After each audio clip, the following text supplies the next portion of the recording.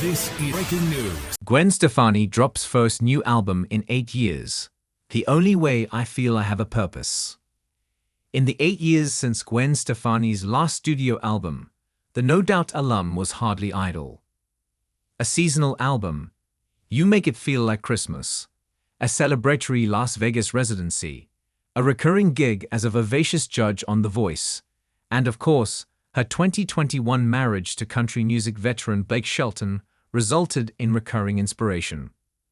Stefani, 55, returns November 15 with Bouquet, her fourth original album that includes Purple Irises, the country pop duet with Shelton, as well as singles Somebody Else's and Swallow My Tears, which mingle Stefani's pop smarts with subtle country flourishes.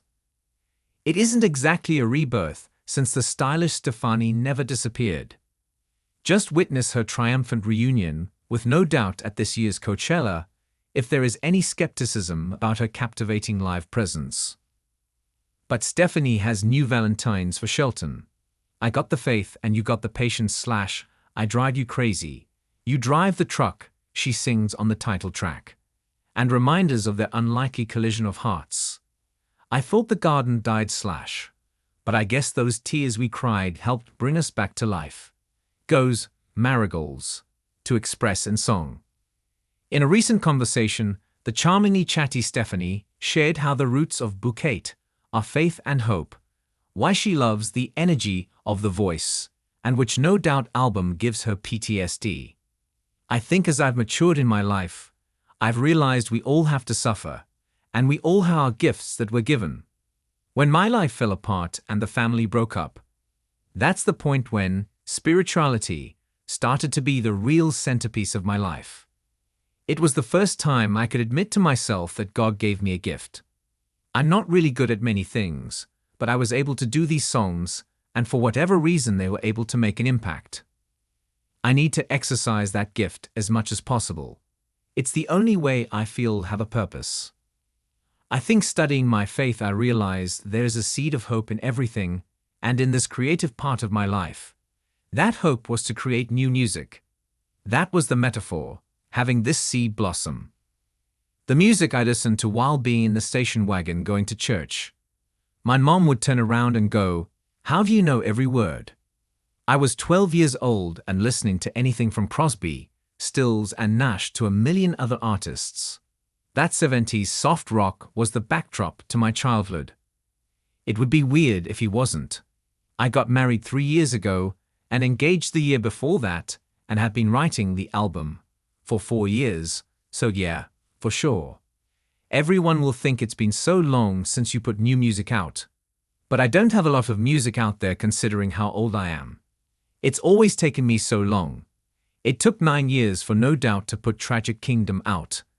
And Return of Sechin was coming off this huge worldly success and coming back after being on tour for 2.5 years. That was a different pressure. I can't listen to that album. There is so much truth in that record as to what I was going through. It's like PTSD for me to listen to it, and people come to me and say that's their favorite album, which is weird to me. I look at my kids and see them discovering music, and I'm like, how did you find 80s music? Of course, they would have heard it in the house or the car, but the You Might Also Like algorithm is out there a lot. When I was in high school, we discovered underground ska. There would be scooter rallies and all these like-minded music people would show up, and we would all dress the same, but you were finding your identity through the music. To me, a song isn't about the genre or tempo as much as, what is it going to say and make you feel? I love playing live and have played a lot of shows this year, whether privates or festivals. The Coachella show, with No Doubt, was mind-blowing, and I did the Vegas residency, 2018 to 2021, which was amazing.